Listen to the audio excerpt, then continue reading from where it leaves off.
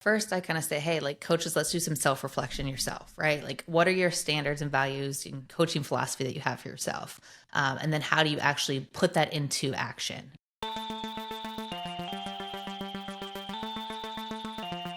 Dr. Hillary, welcome to the show. Thank you. I'm excited to be here. Absolutely. Me as well, too. Excited to chat with you. But my first and most important question is, how are you doing? Like, actually, for real, how are you doing?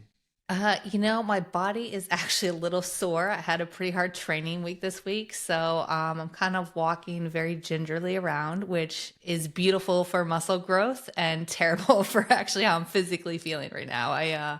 I hate these days when I cannot walk well, but other than that, I'm good. I'm excited. It's a good week. Got some motivation right now, so all that stuff's going great. Fantastic. As a former athlete, you and I, do you need like a specific goal when it comes to your training regimens or how you get into the gym and stuff like that? Yeah, I wish that I had this high pure intrinsic drive to just go and do stuff, but I know myself I'm a much better athlete when I have a coach, when I have a trainer, when I have someone who's assisting in the accountability piece. Like, I do thrive on that feedback and that evaluation process. So I learned that pretty quickly into my post retirement days, into motherhood and professionalism, that I train better when I actually have a plan, and more importantly, I train better when I have somebody who's coaching me. Yeah. I do sometimes I do miss the like working out with my buddies part, Yeah. especially when I was on a team. But then I realized like me going to the gym for an hour is like the best place for me to clear my head, think about some new ideas, listen to like a random something, So Yeah. there's give and take, but sometimes it's nice to get a workout in with my buddies. Everyone always asks me and my wife if we work out together, and, and both of us are always at the same time like, nope, definitely not. Doesn't That's happen. time apart. It's good for us. And then we come back together, ask each other about our workouts, and then the day goes on perfectly. Yeah, But yeah. anyways, yeah, it's interesting. I'm sure we'll get into like the sense of identity and leaving sport and all that stuff, but we won't jump right into the deep end. I'll first ask you some Okay, good. some leading up questions to that. But one thing I'm very interested to speak to you about is sort of this dark side of sport that people don't talk about a lot, and something that I've sort of come to realize, leaving my career, also coaching youth athletes. And so I want to start with this thing of what is, this culture of care for creating a culture of champions. What does that mean to you? Why did you create that? And we'll jump off from there. Yeah, I love sport, and I love the idea of sport and the beautiful aspects of what sport can develop when it's done right. Um, I just feel often, and it's highlighted as well as the things that are bad, right? When athletes step out and have misconduct, and we can see those stories that have come out with the athletes having misconduct, whether they're failing a drug test or there has been domestic violence or cheating scandals that we see at the professional level. But what often was missed was the culture itself, the systems in place, especially at the youth level and at high school levels, that are detrimental at a prime time for these athletes developing their own personal identities and wanting to move on in their athletic careers. This environment that is supposed to be safe and fun and enjoyable, oftentimes can be pretty detrimental if not done right. And I just started looking at the impact sport can have negatively. And I, as you said, the darker side, the conversations that are talked about behind closed doors that aren't publicly talked about openly. I'm like, I'm going to shed some light on this. I'm going to disrupt this system, and I'm going to say, hey, like, this is not okay. And I really love this aspect of just empathetic engagement and creating a space that is caring about the person within the player, caring about the aspect of what these humans are doing, because they're just doing a sport, they're just playing ideally. And so can we care about them as humans? And the idea of creating an environment and educating coaches and parents around what their roles are and how they can make this environment be such a beautiful place, and then the impact, the ripple approach when it's done that way, has so much benefits and reduces mental illness. It reduces the dark side of things, and there's actually better performance, outcomes we have by just caring about the humans. And so I wanted to just break it down and say, hey, let's just first start with caring about an individual and championing the individual to then build the championship culture. Yeah, it's so right. I used to be a professional wrestler, and in professional wrestling, like WWE style wrestling, there's an adage that says, wrestling, at least for wrestlers, Wrestling is the thing that saved my life, but it's also the thing that gives me the greatest turmoil because of so many things that happen with this thing that you love the most. Right. And I think it's the same sort of in any sort of sport. And it starts at a very young age because maybe it's parents, maybe it's coaches, maybe it's the whole culture, maybe it's the system, whatever you want to call it, doesn't realize sort of what it might take to make an elite level status of being an athlete. There is somewhat of an obsession that it takes to get to that level. And if you always force only that side and don't look at sort of the whole person of eating well, moving well, sleeping well, all those other sort of wellness characteristics, you're going to eventually hit up against a wall where you just don't feel well, or you're super anxious all the time, or depression hits you like crazy and you don't know what to do about it because you're actually doing this thing that you love, but you don't really love it anymore because it's become a job. Like so many different things. And so how do you look at starting to create a culture of care in a realm that's obsessed with results above sort of anything else? Yeah, and I think this is the battle that we're facing, because as you look at sport becoming an institutionalized system around money, right? Collegiate space now is around, it's a business, and we know that's going to trickle down to the youth sport space. It already has. It's starting to select and travel system teams, and there's this idea around sport travelism and tourism that exists around going to different tournaments, and it costs money now. We're kind of cutting people out because it's such a business. But first, I just own it. Like, sport is about winning and losing. We cannot deny that fact. And so we're going to own it. So yeah, that's the standard. That's the expectation. Nobody shows up wanting to lose. Like, we get you on that part.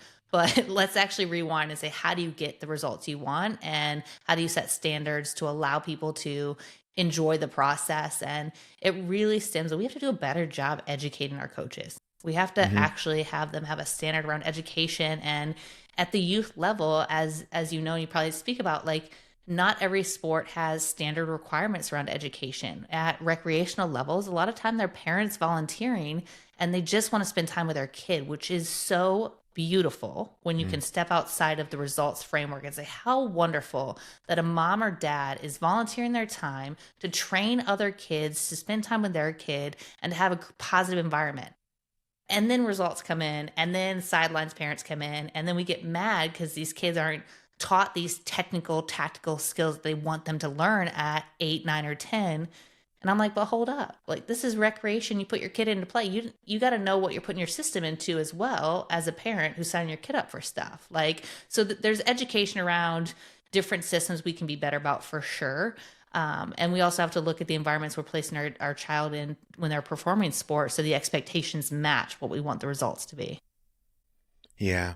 Speaking of, youth athletes getting paid, this was a weird experience for me, just to sort of stamp your what you said. Like, I coach, now they're 17, but let's say around 15, 16 last summer. We're offering kids to come play on our team, and for me, I'm not like a big salesman. I'm like, if you want to come play on my team, that's cool. I think you'll get better. It'll be fun. Right.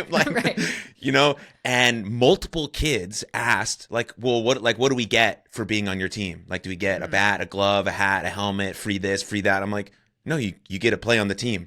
I don't understand.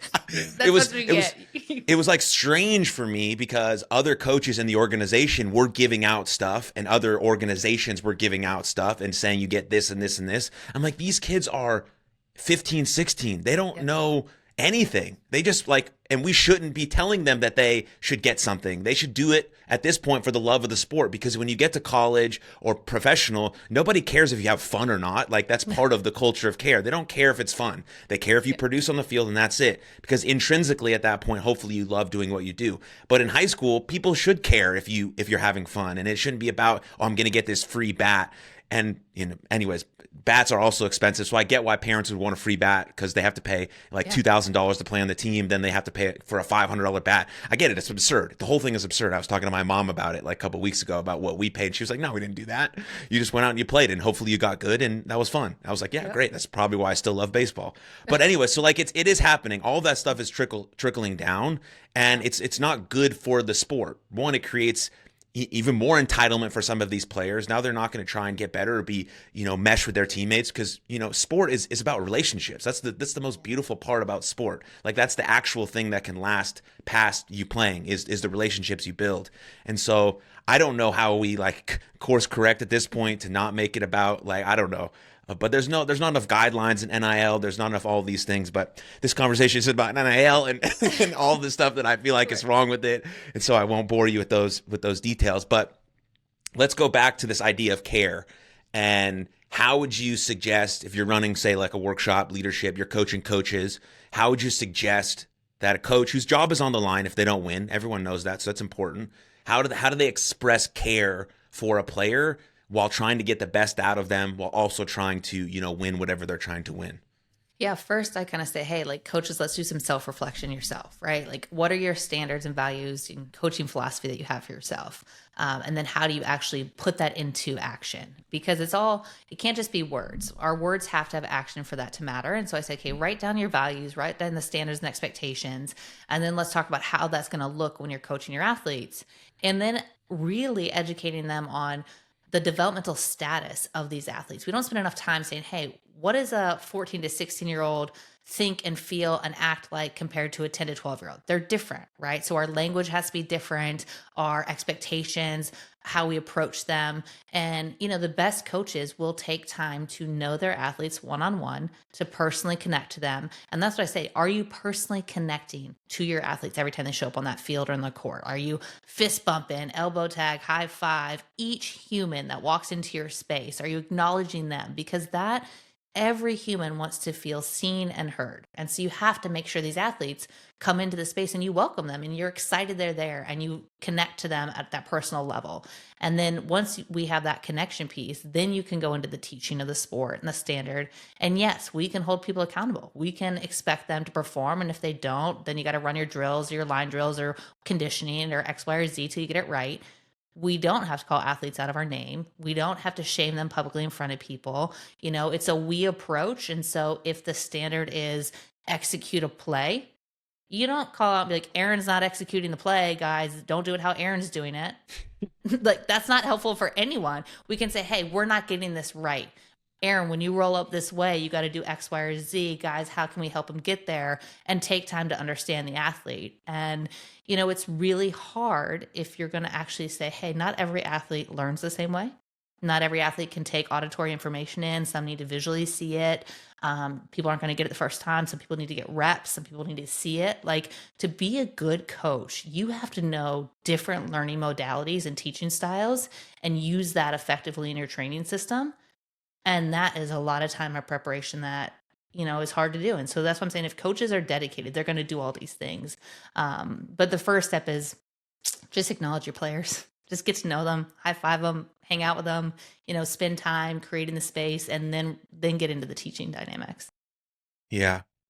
I have found, like, just the coaches that I've played for and the coaches that I watch, the ones that actually care about their players actually get the best out of their players. Like, most recent example is the Notre Dame head coach, Marcus Freeman, who I've looked at a lot recently. That dude fucking rocks. And no one says a single bad word about him. And he's only been at the school for 3 years, but you could just see how he interacts with his players after the game. They're in press conferences. He's saying, I love you. He's saying, I got your back. His players want to hug him. Like, just they want to dab him up. They want to be around his kids and his family, and they want to learn from him. And also, I'm sure at practice, it gets in their ass. He does, because he's trying to win a national championship, but he has created a level of love and respect that you can just tell, like just comes out of his players. They're like, yeah, I love this man, literally love him, and he literally loves me. That's not a weak or soft emotion. Like, love is the strongest emotion we have. And if that is felt and cared in this sort of culture of care model that you've presented, like, there's no way that someone's not going to take the feedback I give you in the best way possible. They're going to say, oh, coach cares. I'm taking this critique in. But we have to sort of, as athletes, we sort of have to shuffle that if we don't actually know if the coach cares about us, because he's just yelling all the time. But there's some good stuff in there. And then we get in the car with our parents and they're like, he's only saying this because he's trying to make you better and he cares. That's probably sort of true, but we don't feel that because he's never created the emphasis of like, hey, I see you as a person. How was your math test today? Did you go to prom last week? Was it cool? Like, did you stay out too a little late? Your parents like, what? All these normal questions instead of like all this other shit that doesn't mean as much, but is only focused on sort of the end result, to go on like a little tangent there. No, and I love it. And I think society wise maybe has scared some people to want to get that close, right? Because we do know that there's been some toxic things that have happened in sport. We know at the gymnastics level, a different youth level, there has been abuse that's occurred. So I Yeah. understand, especially if you're a coach, coaching the opposite sex, that, you have to be mindful, but at the same time, you can still be a human and you can still connect in a very safe, secure way and have conversations and connect with parents, tell them your philosophies. Like these things can all exist. And I think if coaches understand what really happens at that youth level, a kid is performing to please their parents at one point, and then they shift into pleasing the coach. That's like a natural transition they'll have. And at some point when they're 16, 17, they start transitioning into like figuring out like, how do I perform for myself? Because now I matter and I'm this human as well. And I'm not performing so much to please everyone else. But coaches have this parental role. They maybe have an uncle or auntie role. They have a primary care aspect different than just someone who's an authority figure in their life. There is an aspect that athletes put upon their coaches in a way that's very parental and caretaking. And so knowing that already just naturally exists, we better start showing them how we care about these athletes to make them perform their best. Yeah. Yeah, absolutely. What do you personally think about specialization as a young athlete? I think there's some benefits, but just overall, vibe you get from it. Yeah, in general, research, everything's going to match up, especially if you have desires to play in college or professional. Multi-sport athletes are for sure the way to go. Some sport criteria, right? Gymnastics, we know you age out at a certain level. If you want to go be on the Olympic track, you have to do that very early on and specialize. The collegiate track for gymnastics, you can kind of decide in high school, but you have to be doing it for a while. But I say don't specialize, don't really lock in until you're about 16 or 17, where you start to kind of cut out a different sport or start really doing some special training for the sport of your choice, because you're just going to have longevity in what you're doing if you're multi-sport. Yeah. We've seen this specialization take over youth baseball, and it's not a good trend. No, you can see the injuries that occur. They burn out of their sport. They definitely are like I would compare if you look at like who's actually getting drafted or playing long term, like they're far more multi-sport and not specialized, especially our pitchers, man, like throwing that many pitches and working that hard and then adding strength training in, like they're getting Tommy John way earlier than they used to. Like before they're even 17 or 18, like they're getting Tommy John surgery and they're like, it's okay. I'll be good. Now I can go throw better.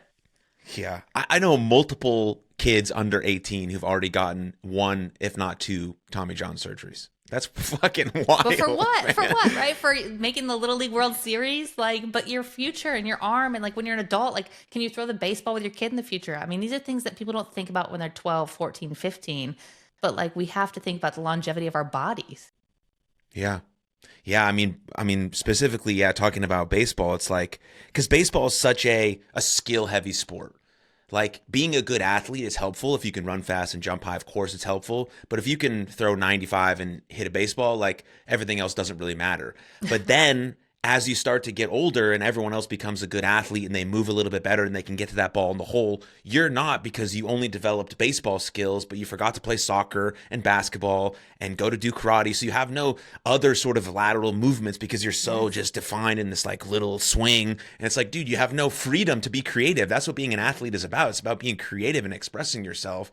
And once you get to 16, if you've never played anything else outside of baseball, baseball can become so just like, holy cow, this is like boring and monotonous. And I'm tired of it. I love baseball. It's my favorite sport on the planet. It's like the fourth thing I love most in this world, But like, if you don't explore anything else, then you don't really miss that thing, and you don't get to express yourself in a creative way. Then you don't understand how to deal with it a bit more. And so, yeah, specialization, could be good, like you said, up until like, okay, now I know this is the sport I want to do. I want to try and play this in college. All right, let's get this after it a little bit, while still, maybe playing some pickup basketball with my friends, or going out to the field and throwing a frisbee, or doing these other things that are still going to allow me to be an athlete. But like training wise, I'm going in this direction. I think that's important, because we forget that, again, we're just like literally playing a game. Like people just pick up a little stick and a rock and they play baseball, and we're like, got to get this $500 bat and make sure everything is like right here and perfect. And like, no, dude, you're just playing a game. You're literally just playing a game. Some people make $750 million playing this game. That's also besides the point. But yeah, it's still just a game. Right.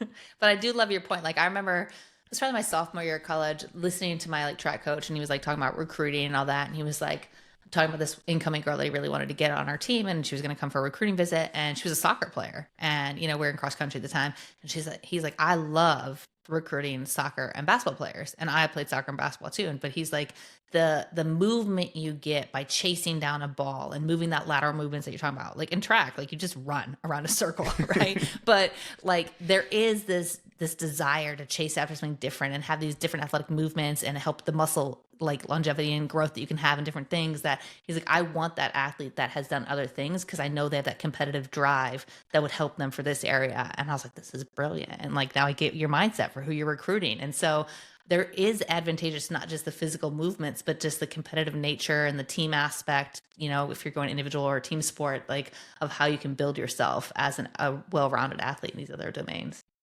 Yeah. I was telling my wife the other day, hopefully, God willing, we have children soon, that our kid, no matter what sport they play or what they do, they're going to do Brazilian jiu-jitsu. Outside of that, I don't care what else they do, because they're going to learn how to use their body and know that their body is powerful and it's cool and that maybe they can defend themselves regardless of gender.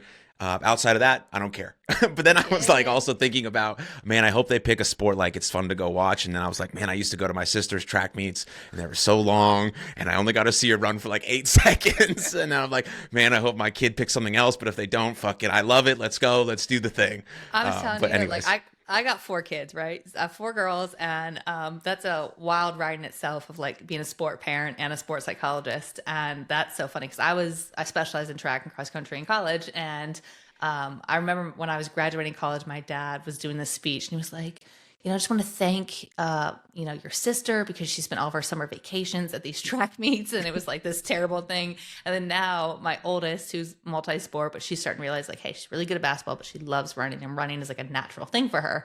And my husband's like, track meets. Like, like I got excited when they were first born. I was like, yeah, they're 5 and 6. Let's put them in some track meets. And he's like, no. And we did. He's like, I'm watching them run for 12 seconds. Because when you're little, you can only run like the 100 meters. And he's like, this is terrible. 5 hours for 12 seconds. Like, what are we doing? And so I get it. But then we can flip it to like anyone who's like, well, baseball takes forever or other things. And so sport's a hoot when you're a parent to figure out like what you got to go into and how you can like work through it and let them have fun and try all the things. yeah.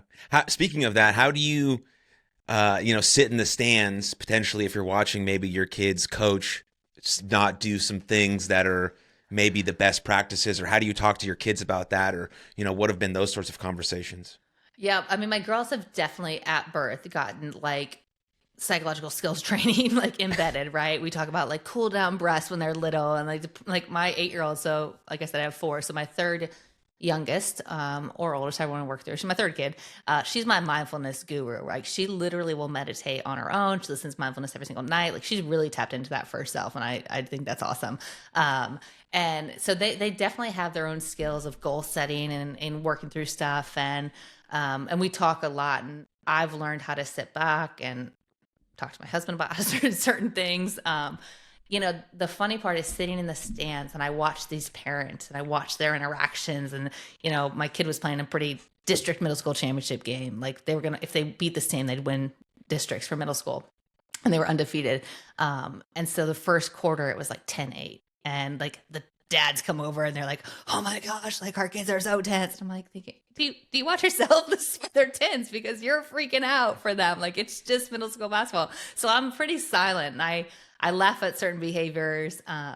There have been times when I've witnessed a coach kind of scream or say things in the gym that I'm like, ooh, that hits me the wrong way. Like I don't like that. Like I put my kid in this environment and I hear how this is happening. Like, how long is this happening? Like, how long do I let it happen? How do I talk to my kid afterwards about it?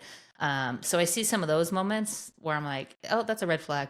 Let me wait a little bit, see if it keeps happening. So it's interesting. It's hard when I say nothing because I know my role is just being a parent.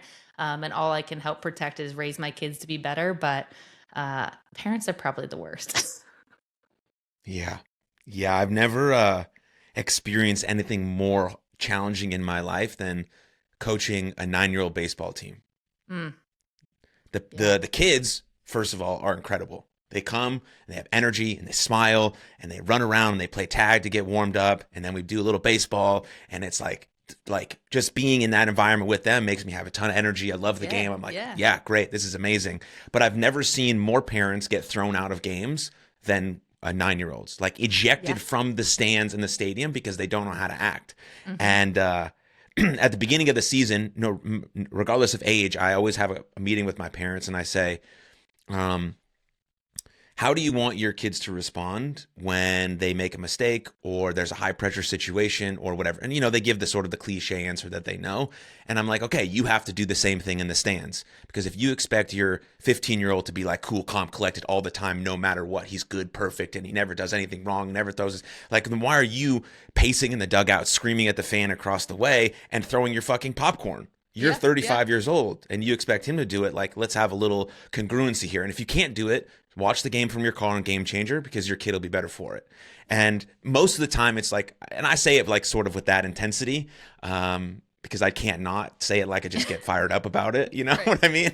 And most of us receive pretty well. And it's not like we do a perfect job. I don't do a perfect job. Obviously, I'm just human too. For But sure. there's that makes more sense for parents to think like they are always watching you. I know they don't talk to you at home, and when they get home, they slam the door and they don't speak to you. But they are always watching you. They're looking at what you do. They're looking at what I do, and they want to mimic that behavior. And if we can be on the same page together, they're going to be just a little bit better. And maybe Hmm. they're not going to be perfect, of course not, but they are going to be a little bit better. And I think that's helpful for everyone. Yeah, absolutely. And I always tell them, like, the kids, their own worst critic. They know when it was good or bad. We don't need to Hmm. remind them. We don't need to tell them. We just need to be like, man, we love watching you play. Like, it's so awesome. Like, was this Yeah. fun today? It was fun for me watching you. And it sounds cliche, but it's literally what you want for your child. And you should just want to love being there. And that's what I always try to like infuse. Like, man, I just love it. Like, I love being here watching you do what you love. It's so cool for me as a parent. Yeah, we're really good at talking shit to ourselves. I think Yeah. we've mastered it. You know what I mean? Yes. We don't need anyone else letting us know. Nope. And so yeah, we need someone else to let us know how we can reframe that self-talk and how we can challenge those beliefs. And someone like you in our corner to let us know, hey, this is not true. You can fix it like this. There's a Yeah. pattern we can go into to fix that. But anyway, speaking of that, when you're thinking about an ideal competitive mindset, what does that look like for you?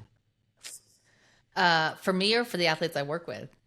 Either or. Yeah. And I say that because the ideal competitive mindset, it's interesting. When I was in undergrad studying this in the field, I thought like, yeah, I'm going to write this book called, The Winning Mindset. And it was going to be three different phases. The winning mindset of like in the elite world, at collegiate, and then youth.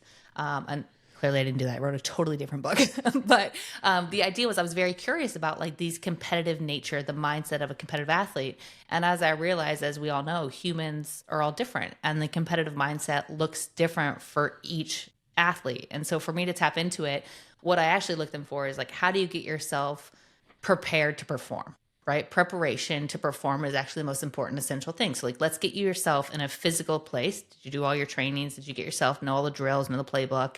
And then mentally, are we in that space, right? Do we believe in what we're about to go do? Do we mentally feel good and ready to execute that? And then emotionally, that's the space that they have to lock into as well. And we kind of say turn on that competitive drive. Like, how do you turn it on when you're ready to go compete? Because compete you is different than practice you. And everyone's like, oh, you got to practice like you can compete. No, like practice is like fun and you get to be a little bit more loose and you get to make tons of mistakes. Like compete you're trying to be at your optimal level, trying to not have the mistakes happen. You're trying to perform your best. And that should be the mindset that we're locked in on, because we're not in the learning phase when we're in compete mode. So I try to teach them the difference too. Compete mode is like, I'm ready to go grind it out. And if my ideal role is to be the one who's just in your face and just hardcore, like that's my role. If my role is to be a supportive role and I'm like kind of the assist, playmaker, like I'm not so loud, that's my role, right? So compete mode is what does it look like for you? What's the end result, which is to win and perform your best? And then how do you get in that emotional state to go do it? And so everyone has to know their difference of like that phase versus their learning mistake phase in the practice phases. Yeah, let's touch on preparation just a little bit more. Yeah.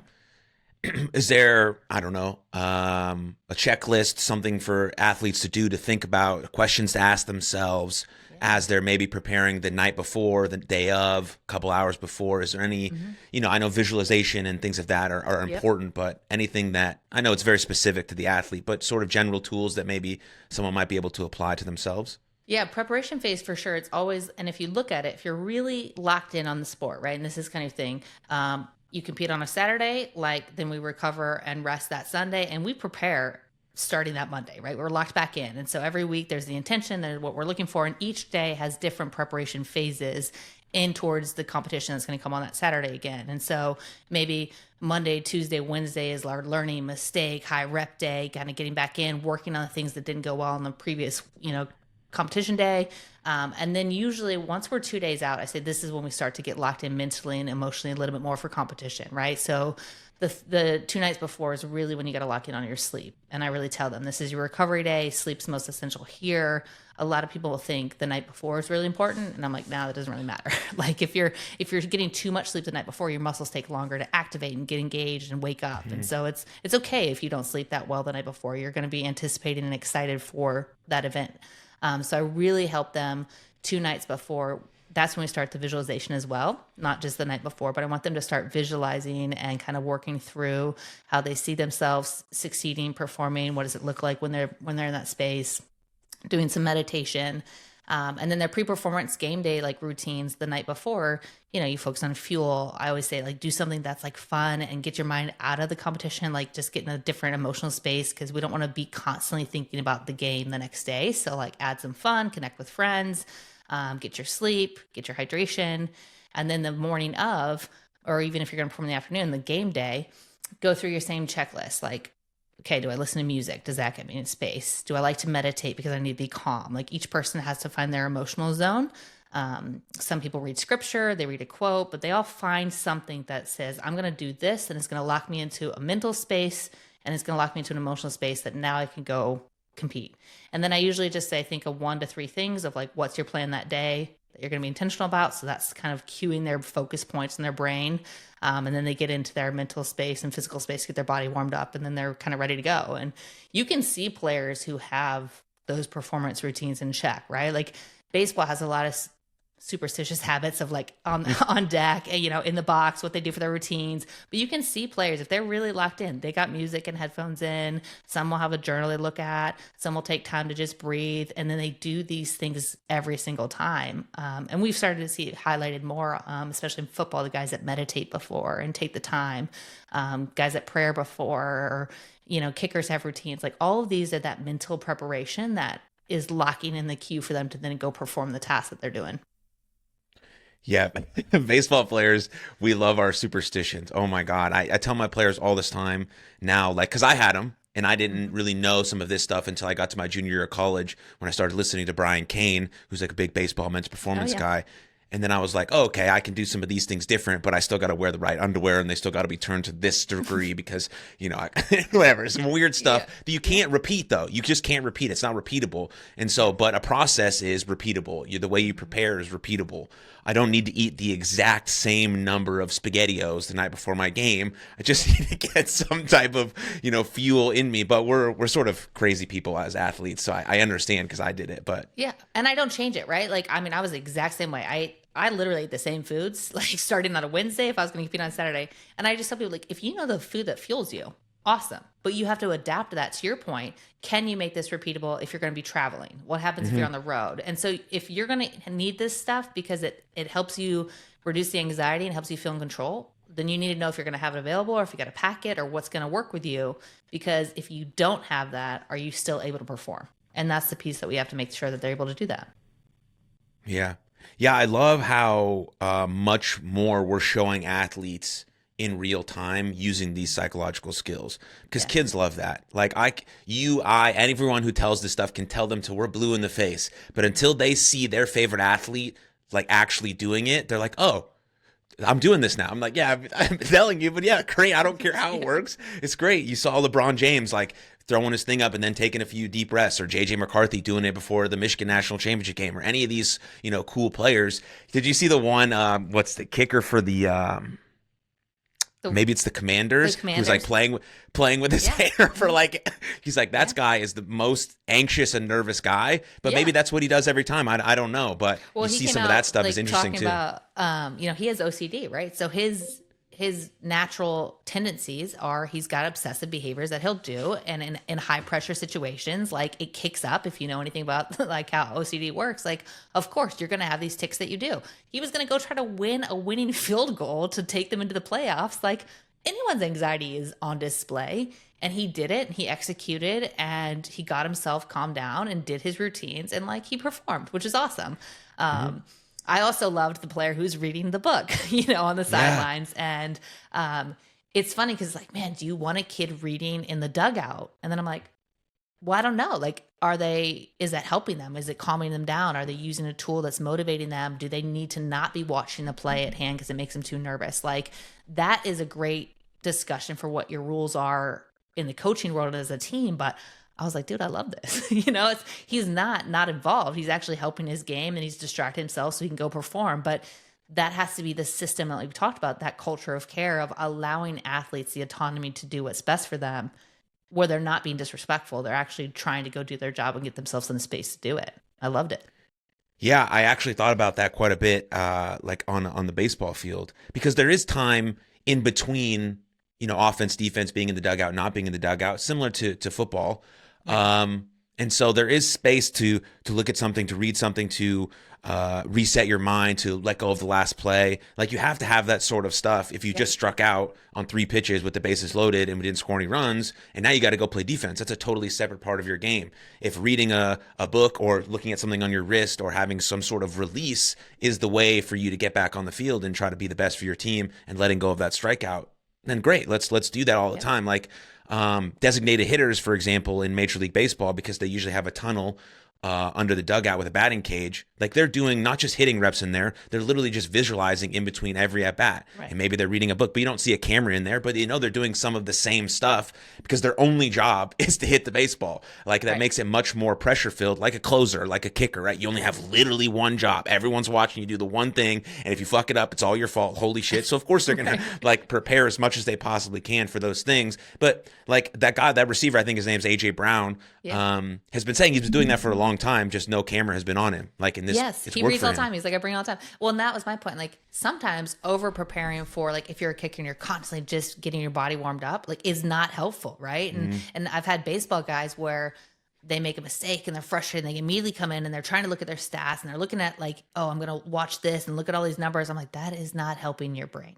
Like, and so sometimes when we think, oh, let's just make them be in the skill zone of the sport and like we warm up or we throw the ball or we look at stats and we're going to reassess this. I'm like, their brain actually needs to remove themselves from this for a minute and be somewhere different, then bring them back in. So doing a puzzle, meditating, like goofing around, like, maybe play catch back and forth with something different. Like that's cool. Like that's fun. And you can then get back in, not forever, right? You don't want them to be disassociated too long. There's kind of this ebbs and flow balance for when they can be in the huddle with the team, as a team, up on, in the dugout cheering versus taking their space. And so I think those are all rules you create in your space. Like I worked with softball team, we had like the 90-second box because you only feel an emotion for 90 seconds. And so when we've had players that would come in, they're frustrated with their at bat, they had to like tab up all their teammates because connection is so essential. But then if they needed 90 seconds, they went to a designated area, took their time, however they wanted to do it,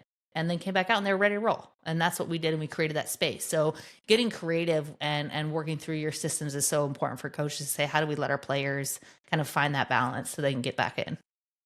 Yeah. All right. I mentioned this earlier, so I guess it's a good time to talk about it now, which is identity. There's always like this empty sort of platitude in sports that like you shouldn't identify as the thing that you do. I found that to be sort of meaningless because I'm essentially always going to identify with the thing that I do. The other part of it, I think, is just realizing that you're more than that thing. That's, I think, maybe where athletes get stuck. At least that's where I got stuck. I do want to identify as a baseball player. That's fucking cool as shit. I'm a fucking baseball player. And it was cool because people thought I was cool because of it. But I just never realized that I could be more than that until, I became like an adult and matured and had to like sort of experience life. But what do you think about that? Yeah, it's actually a chapter in my book called "Sport is What You Do, Not Who You Are," and I talk about the irony. Like I had been told that message like anyone else forever, right? I remember I was like 14 or 15 when I first heard it. I heard it. I did not listen to it. I was like, no, sport is what I like. That's like who I am. Like, I don't just do this. Like, I am known for this. And so I think it's an interesting shift. Like, yes, I want you to own the identity of the athlete. I want you to own the fact that you have really cool traits and characteristics that allow you to be successful in this space. And it happens to show up in on a track, on a field, on a court, wherever. But what else are you? And can we grow that part? And that's where, there is this challenge because I've recently been looking at that being like, do I still believe that? I wrote a book about it. I try to say, yes, I believe that if you can build all components of yourself, you'll be better. But I recently saw like this club in New York that's trying to be created for like athletes, right? And it's like, no, sport is what we do. And this is an exclusive club for executives that were athletes and identify this way. And it's like, yeah, I get that. Like I get that you will always be this identity of an athlete. But I think the best aspect is knowing like if you lost the thing that you were doing, did you lose yourself? And you don't want to lose yourself. You want to be able to say, I can show up in this space with these qualities and traits, and then I can show up in this space with these qualities and traits as well. And so I am an athlete still. And I've evolved in my athletic domains. I'm not just a runner anymore. I actually don't really identify as a runner anymore because that's not where I'm at, right? I've evolved in that, but I'm an athlete. And I think if you can take away the football or the baseball player and you're just like, I'm an athlete, that Mm. is better for you because then you can be across different domains in this space. And then the characteristics I bring in as a mother, I'm a mother as well, right? Am I a mother in every area? No, I don't try to mother everybody, but I'm a mother to four kids and that's pretty awesome. And sometimes people take on and view me as a mom in different spaces and that's awesome, but I can't be a mom everywhere and I can't be a psychologist everywhere. And so I think it's more of, who am I and the characteristics I bring, and then how do they show up when I put a title on it and I put that into this formation. But me, myself as Hillary is my identity. And it's just when I show up in these places, I got to perform in certain ways. And so it's super hard. But knowing that identity is not one thing, we're a combination of multiple things and can be doing multiple areas and have different titles. Yeah. I mean, I totally agree. I just think it's really hard for young athletes to accept that because they haven't experienced enough to identify as all of these different things. They just know this sort of one thing. So I don't know how we, I don't know, nourish that a little bit. It's probably part of the culture of care where we tell them that we care about them as human rather than just as the player. That probably expands their Yeah. identity a little bit and doesn't foreclose on that one thing. But I don't know, just riffing off that for a bit. Well, I think also to know developmentally, identity formation starts when you're a teenager, right? Like you are figuring out who you are. So those that are coaching or training or parenting 14 to 18-year-olds, like this is identity formation. They're working through their own autonomy of like, man, like I'm in my example, I'm a daughter, I'm a friend, I'm a sister, I'm an athlete, like I'm a runner, but in their complex world that they live in, like they're a student, maybe they're like whatever their athlete choice is that they're really good at. So for me, to be a student, I'm a runner. Am I a musician if I'm in band? Am I a leader if I'm in student council? Like the roles they play can be a lot if they're doing lots of things, or it can be a student, a son, a baseball player. Mhm. And so it's like, okay, but then are you a friend? And like, what other aspects? And so part of our role is like, yeah, like, who are you? Like, how do you show up in these spaces? Are you the same in every space?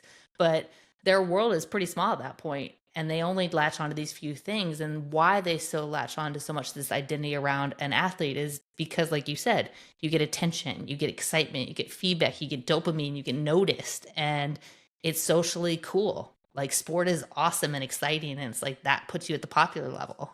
So it's a hard world, but they're also at the point of like trying to figure out who they really are. And so I think it's our role as coaches and parents and people that are involved in kids' lives, like, okay, but like you're a human and who do you want to be? And like, what do we love you for? We don't love you because you're just awesome at hitting a home run when you're like at bat.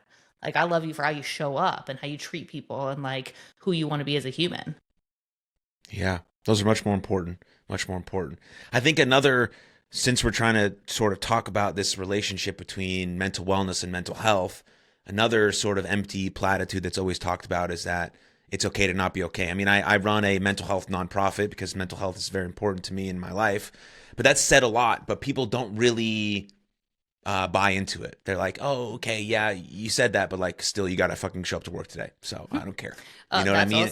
That's also a chapter in my book, and I'm like, yeah, I laughed when you said that because I'm like, it's not okay to not be okay. Like, it's my favorite thing. It's such a cliche. As a psychologist, right? I'm supposed to like get on the bandwagon behind this belief that all the athletes and everyone's trying to pitch, like, it's okay not to be okay. Genuinely, I believe that at its core root. Just like I believe sport is so good in the idea of it. But I also know that we do not create an environment that makes it okay for people not to be okay. We haven't gotten there. We're slowly at certain aspects getting there, but we're not actually allowing people. And I loved it when you first asked me, like, how are you doing? Right? Like, you genuinely like, no, like, I want to know, like, are you having a crappy day? Or are you having a good day? That's going to change the tone of our conversations, right? Um, in general, when we ask people how you are, people are like, I'm good, I'm fine. No one's stopping to be like, no, tell me what's going on. Like, how are you? We don't allow it. We don't create the space. We also haven't taught people the emotional verbiage and expressions on how to communicate how they're feeling. So a lot of people don't know how to actually express their emotions in a vulnerable way. And if the environment's not safe, they're not going to do it. So there's a lot of work to be done to create an environment that says it's okay to not be okay. Yeah. I think then maybe the next part onto it is like, what are the actual tools and skills and practices we can teach people when they're very young to help them understand what's happening, to help them maybe understand the difference between overwhelm and feeling rejected between like actually seriously potentially being depressed, or like what's the Yeah. difference between like grief, because grief, I've experienced grief, so have you probably, everyone's going to die in our life at some point, so we're all going to experience grief. You experience grief when you stop playing your sport too, because that's fucking sad and some part of you Yes. dies, you know. And Yes. but that's different than being like, okay, I haven't really ate or slept, or like I can't get out of bed much for like the last 2 weeks. It's like really lingering. Okay, this is probably like more serious than just like a sad day. Like, so there Yes. are a lot of differences between those things that we are not teaching people the difference. We're just like putting a label on it. You're this. Okay, we're done, finished, done. No, it's like I just got broken up with by a person that I thought I was in love with, and I'm 12. Like, yeah, Yeah. I'm I'm fucking sad for a little sad. bit. Like, this And be sucks. sad. But Yes. like, no one tells them that. Yeah, it sucks. Like, it Mhm. sucks. It really Mhm. sucks. Like, you don't have to be happy today, and you don't have to be happy tomorrow, and you don't have to happy the next day. But maybe in like a few days, let's talk about how you're feeling. And then, maybe we'll do some things to try and work through it and talk about it and express yourself. And there's some tools we can develop, but you're not like depressed, Yeah. and you're not like in a mental health disorder. You're not disordered by any. You're just like a regular person who's 12 and just got their heart stepped on by some, shit boy. Yeah, yeah. Well, and I think to your point, right? Like, we're so good at reactionary coping. We're so good at interventions and treating people when problems arise. What we don't do well at, and we haven't instilled yet culturally, is educating emotional expression and educating feelings. And if we compare mental health, like physical health, they're the same. One works on your physical well-being, and the mental health works on your thoughts and your feelings. We don't, as a society, say, hey, let me teach people and do a wellness check like we do a physical check for a well check on your body every single year. We don't do that. We don't teach people these are your primary emotions, and here's great coping skills, and here's things you can start doing early on before problems exist. We're so reactionary in the mental health piece, and we're only viewing it as like mental illness. And to your Mm, point, no, like, sad does not mean depressed. It's a symptom that could lead into being depressed, just like a runny nose doesn't mean that I have a cold or pneumonia. There are things that could lead into these areas if I don't treat my physical health. But you have to look at the symptomology and say, okay, when I'm feeling this way, what can I do to like cope with it? And how long are these things lasting? Are they impacting me at a level that like now I need to actually go get help? And so, yeah, I think we have a lot of work to do in terms of just education and normal expression of feelings, and the normalization around like, okay, here's how we cope when we feel this way. Here's, yeah, of course, you struck out 3 times. Yeah, you're going to feel really sad and crappy. Like, that sucks. No one wants to fail and publicly do that. And you're going to feel bad. But how long are we going to feel bad for? Right? I'm going to give mhm. you a little bit of time, and then I'm going to go say, hey, let's go get some food. And like, I love food. And the kid's fine after they eat food. They're like, cool. Like, my food's great. And now when I go back to practice, I'm going to try to feel really good again. Yeah. But we have to be able to create that space for people to like express it, check in, what makes them feel better. And I say, feel your feels. Feel your feels. And then we keep through and work through to get to feelings that allow us to feel good and engaged in our life again. Yeah. Because sports are a very emotional thing. They're very emotional, but in Yeah. the midst of performance, you don't really want to feel all of them to their extent because it takes you out of, what might be your competitive mindset. And then when the sport is over, then you want to feel them. You want to feel the sadness or the love or the joy or the whatever you're feeling, but it's hard to because you sort of have turned it off for such a long period of time to be in this sort of zone. Then when Yeah. you try to turn it on or feel the thing, it's like it's maybe sort of feels awkward and hard. And at least that what it is for me. Like, because when I'm playing baseball, I'm emotionless. I'm sort of a zombie. Like, I'm trying to be sort of in the zone. Something bad happens, I try to forget about it, like a goldfish, Ted Lasso style. And then I'm back into it. Then when the game is over, I'm sort of like, okay, cool, because I just like sort of turned off the ability to feel emotions, and it's even more exaggerated for men in our society. And with that, so I think that may be a sort of a harder challenge as well, but it's important because emotions are sort of the cornerstone of having a good life. If you just shut them off forever, then you're never going to feel anything good or bad, and that Right. sounds awful. Well, and if we only socially allow you to feel certain things and we only Mm, socially accept you allow certain things, right? If we look at sport, as you said, like some players are very verbose and emotional and expressive, and some are like joyous and fun and like cool and doing their things. Others are really angry and like, but if women express certain emotions, and we saw this kind of in the WNBA when women were trash talking, when women were being more aggressive and assertive, like it's like, what are they doing? That's not okay. But yeah, men do it all the time. And we're like, yeah, that's normal.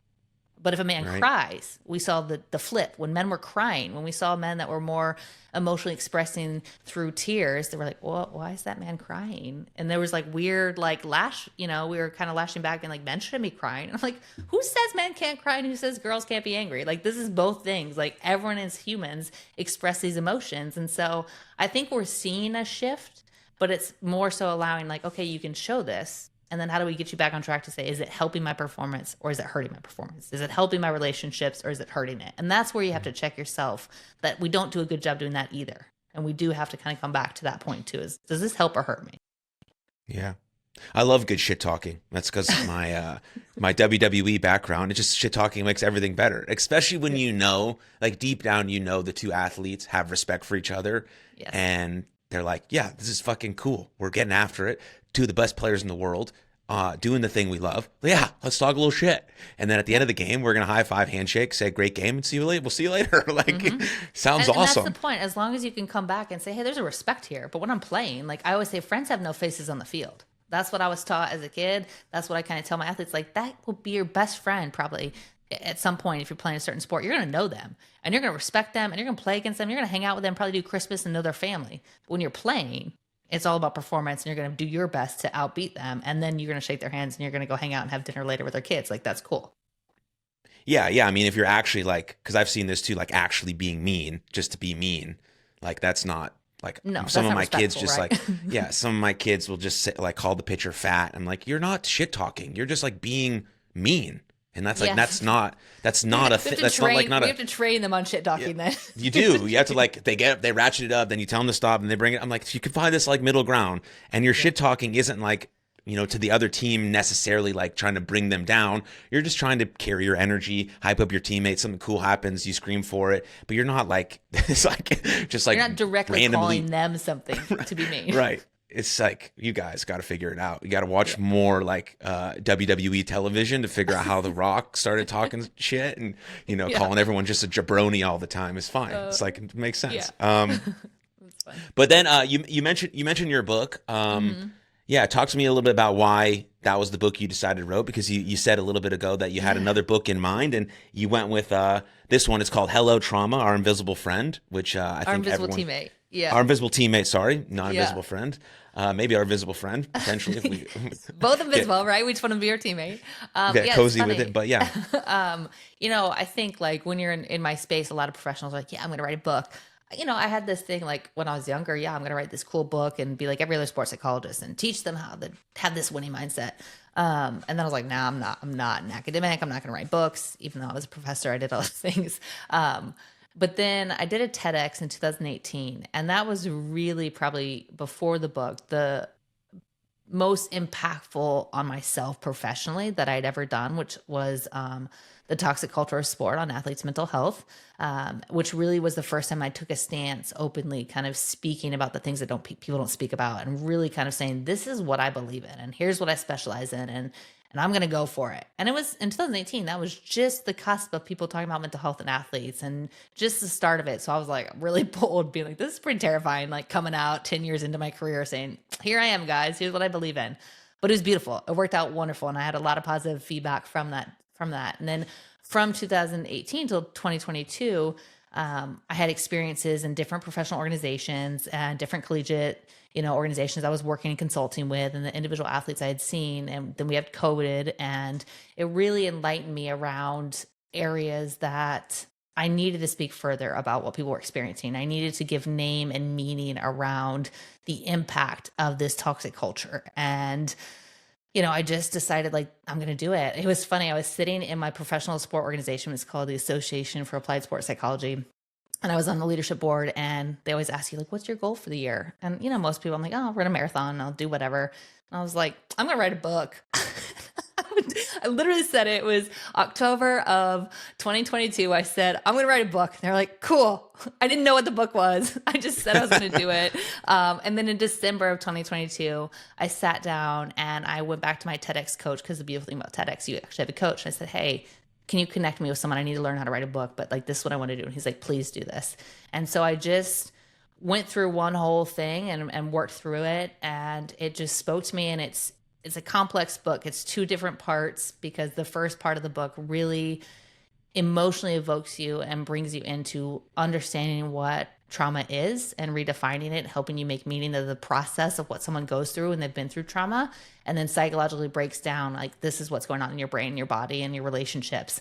But it takes you through kind of journal entries and has you feel it and makes meaning. And so I did that to give words to people that couldn't really speak out what they were going through, and to help them feel seen and heard. And the second part, I use sport as a microcosm of society that says, hey, this is how we reinforce this to exist if we don't get it right. And it's kind of a call to action, training executives and leaders to say, hey, we have to be better in order to, like, not have trauma occur and exist again. And so I was very intentional about sports a parallel. If you work in executive, corporate, as an educator, you're going to connect to this as well. The book can be for anyone, but it was really kind of saying, hey, let's just be better humans, and let's see the humanity aspect of sport and allow them to learn how to talk and help people cope who've gone through something difficult. And so that's kind of the title, Hello Trauma, Invisible Teammate, is like, trauma exists and it's in you, and it can be your best teammate or it can be your worst teammate, but you better, like, learn how to work with it. And that's why every chapter is a juxtaposition of, like, hello gaslighting, hello minimization. It's like, you don't want to say hello to those things, but if you don't, then that teammate's going to hurt you. And I'm going to say, hey, let's say hello and welcome it, learn how to utilize this, so then you can start healing and have hope for your performance. Yeah, it's beautiful, because you gotta voluntarily attack these sorts of things. Yeah. Dr. Jordan Peterson always talks about the dragon being under your rug, and you shove the dragon, under your rug so many times that it starts off as like this little flighter. It's nothing bad. And then you shove it under the rug so many times that the dragon burns your fucking house down. And then you're like, oh shit, why is my house on fire? It's like, well, you shoved the dragon under the rug so many times. And it's sort of this, same idea. You got to attack it sort of head on, because I've found, at least it was in my case, that athletes are motivated because they're running away from something, not running towards something. And that running away from something is usually the coach that said they wouldn't be shit, or the trauma that they had, or the upbringing that they had. And then they come up to a point where they meet someone like you, and they're like, hey, you're not going to lose your edge. You're not going to lose your motivation. You're not going to lose being really good at what you do if you flip it and start running towards something that's meaningful to you, rather than running away from something that you're potentially scared of. Anyways. Yeah. No, I love it. And, I think that's a lot of endurance athletes. I'm always like, are you running away or are you running towards something? I want to feel something different. You're running away from something, what's happening? And I think a lot of athletes, I love that point that you're like, they're afraid that they'll lose their spark because someone in their life has told them, you will not be good enough. You cannot make it. And every human has a not enough button. And unfortunately, those that are in powerful positions, whether it's a teacher or a coach or someone, has probably said something that was detrimental that that person, that athlete has held on to for so long, and it still impacts them today. And they remember that voice. And you hear every athlete talk about it. Oh, I had dreams to be a professional soccer player in third grade, and I wrote this in my journal. My teacher's like, "Yep, you're never going to be a professional soccer player. You better have a plan B." And I'm like, "There's no plan B. I'm going to go do this." And you see that all the time. And it's like these kids were like, "Why are you crushing my dreams?" But they held on to that as fuel. And Hmm. then it's like, well, now that you've made it, where's your fuel? Like, let's Right. keep making sure we still have the fuel. It can't just be that negative thing. How has people being receptive to this idea of psychological skills and the work that you do and all of that inside of sport since you got into it, not just 2018, but for the sort of the whole totality of your career? Has it changed? Yeah. So I'm a clinical sports psychologist. So in order to like be a psychologist or a sports psychologist, you have to have your doctorate in psychology. And so I have the whole continuum of education from kinesiology, mental performance to clinical psychology. And I did that for twofolds. I love mental health. I love mental illness. It's my specialty for what I work with. I see the duality of how exercise helps the sedentary population make them feel better, depressed, anxious humans. But I also knew that athletes also are human and struggle with anxiety, depression, and regular life stuff. And I want to help fix that. Um, but when I came out in 2013, nobody was hiring a psychologist. Nobody was like, we want a sports psychologist, like rah rah. We didn't see it in any like TV shows, like nothing was happening. And so I became my own entrepreneur and started my own business, which was not what I thought I'd ever do, being this business owner. And I involved into it because I had to. The landscape was just not there. We had a couple people here and there, Bob Rotella, for golf. Like that was like, we knew golf was a mental game. Baseball was a little bit advantageous. Ken Ravizza with Heads Up Legend. Baseball, and a legend in the field, of game changer for baseball for Yeah. sure. Like Major League Baseball for sure was the first pro sport to hire the performance side, not the psychology, not the mental health side. They wanted performance, and they were cool with Hmm. that. But then we saw in 2016 the NCAA creating the best practices for mental health. So then there was some awareness around, hey, like our athletes actually are pretty depressed, they're anxious, they're reporting this. We need to create some systems around here that can help support this. And then we see Michael Phelps, Kevin Love, DeMar DeRozan, two big NBA guys come out and speak about stuff. Michael Phelps. People kind of forget Brandon Marshall spoke in 2013 at a press conference saying he had borderline personality disorder. And I think people were like, oh, you're just making meaning of why you're getting like arrested all the time in DUIs. And he's like, no, like I went to a mental health institute in Massachusetts. I was really, really struggling. And now he has a BBD like association in Chicago. Like it's like his platform now. That was so early on that people just forget that historical marker in 2013. But we saw a shift in 16, 18, Simone Biles in 2020, like the Olympics, kind of removing herself, kind of saying, hey, no, like this is not safe for me. It has shifted the collective bargaining agreements in almost every pro sport, not all, but a lot of pro sports now have a requirement of either having a contractor on site that they can refer their athletes to a certain hours, like 8 to 12 hours a week, or actually have them be embedded in their institutions to help kind of create the space for their athletes. So definitely on the rise. I would say we're still like in the adolescent formation of like having people actually invest in this. And they're investing, but like one person for 900 student athletes is not enough. It's One like, person, 8 yeah, to 12 hours for an 85-man roster for football, not okay. And then you have to think like coaches need it. Coaches yep. need support, front office needs support. So there's a lot of growth to be done in this field. And that's part of my mission too, is like, hey, like you can't have one person do it for all the people, for all the things. Like we have different domains, different people, different systems. So we're getting there. I think if you compare it to, athletic training or strength and conditioning, like there used to be one person in the Yeah. strength room, in the weight room, and now we have like five. Same thing for athletic trainers. So I would love first have one person fully embedded, integrated in a system, and then can you build to 3 or 4 and see how everyone can work together collectively and holistically? That would be beautiful. But slowly it's building. We're talking about it. We see like, shows like Ted Lasso, your point, Dr. Sharon was started in season 2. I can get compared a lot to like Wendy from Billions. And I'm like, as long as Yeah. we're not unethical and like the Coke realm for like that world, but Yeah. more representation for sure is needed. And more people, I think, that can openly speak about the utilization of it always helps.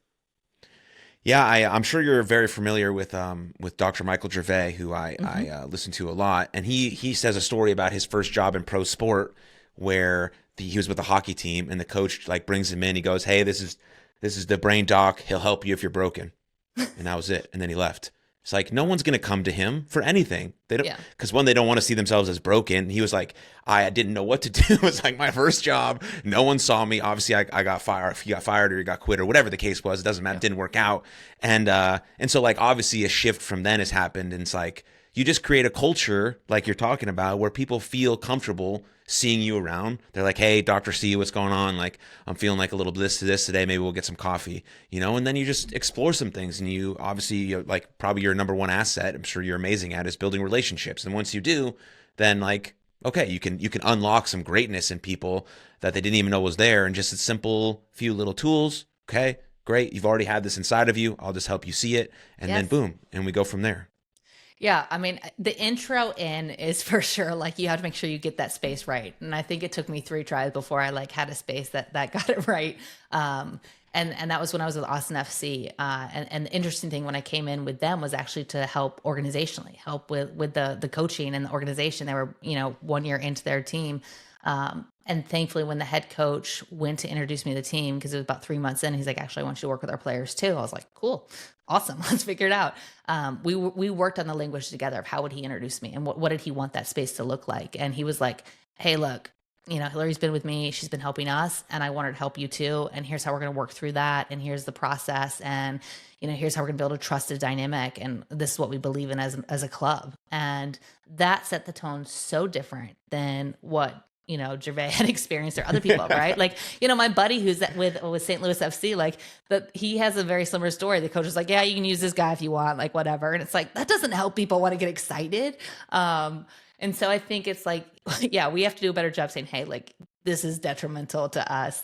But it does come back to people have to buy in, and it's not the work. It actually is the person. They have to buy into you. And so Hmm. even I have to do a good job building a trusted dynamic and relationship piece, because no one's going to want to work with me if I feel like a hack or a joke or whatever. Like I have to actually be true and authentic and show that I care for all the same reasons that they care in order to be kind of effective for them. Yeah. Yeah, absolutely. Well, Dr. Hillary, is there anything that I missed? Anything you want to touch on? Anything that you seem important that maybe I didn't ask you before we wrap up? No, I think we covered like everything that I love, like youth sport, coaches, parenting, mental health, every aspect. And I think the true essence is like, hey, like let's just care about the humans first, and then we're going to be all right. Yeah, totally agree. Well, thank you. Thank you for the work you're doing. I appreciate it very much. Awesome to meet you. And yeah, cheers. Thanks so much.